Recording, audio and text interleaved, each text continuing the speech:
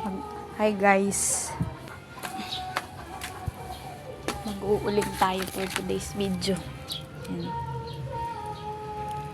Kasi naubusan kami ng gas, so Tuesday pa lang, so wala na kaming budget ngayon.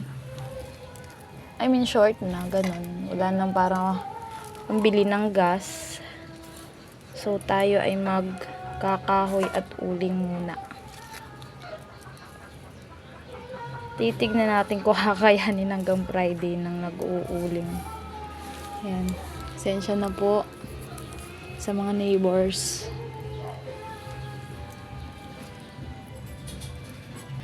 Sisigan na ako kasi para mamaya magsasaing na ako. Actually, sanay naman ako sa uling. May gas naman. Actually, ano na yun eh. Tagal ang gas namin ng 2.5 months. Kasi dalawa lang naman kami. Ang ginagawa lang namin, saing, luto ng ginisa, ganun. Isa-gisa. Tapos, hindi naman kami nagpapalambot ng baka. Baboy, kasi nga, kita nyo naman sa mga post ko. Hindi kami nakapag-ulam ng ganun dahil nagdipit. Kaya mga gisa-gisa lang, sardinas, dilata, corn dills, ganun. Ganun lang mga inulam-ulam namin. Yung nakaluwag-luwag naman, naka-LL. Yan, once a week. Nakapag-ulam naman kami ng masarap. So yan.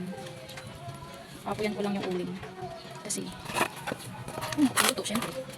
Nagluto niya, walang apoy, walang uling. Nilagay ko yung, itong kahoy dito sa may luma ng kawali. Eh, hindi na siya, share ko lang, hindi na siya nagaan. Yung dumidikit, gano'n. Ay, dumidikit na yung mga luluto sa kanya kahit masyado maraming mantika. So, hindi na siya maganda gamitin. Ngayon, yung may dalawa akong pusa. Yun ang ginamit kong dumihan nila. Hindi naman na siya ginagamit. Kesa itapon ko, gamitin ko na lang. So, tayo pambili ng Tapos yun, binigyan lang to sa akin ganun. Kesa itapon ko. Tapos ngayon, naisip ko, para hindi ko maalat yung abo dito sa baba, dito na lang ako mag-uuling. Sa loob ng kawali. So, ilalagay ng uling. Kasain na kasi ako. Kailangan ko munang patinasin yung uling. So, dumating ang ating hosing. Alam niya na yung hosing na yun. Oo, patinasin ko muna. Diba? Sana naririnig niyo yung binubulong ko dito. Medyo nabasa na kasi yung mga kawil-kawil ko. Kaya ayan. Sa susunod, bibili na ako ng kalanti uling para in case mawawalan tayo ng gas.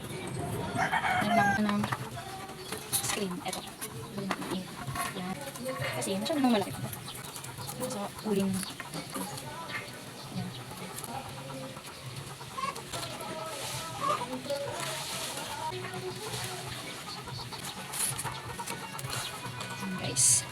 Guys. Guys. Ayan. Guys,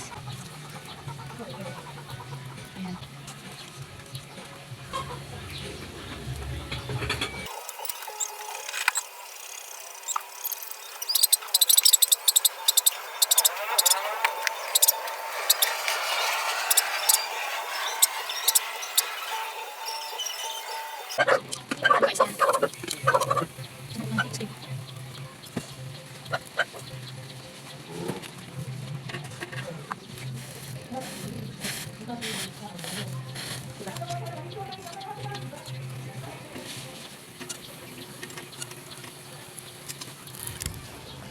Oh, ayan na siya.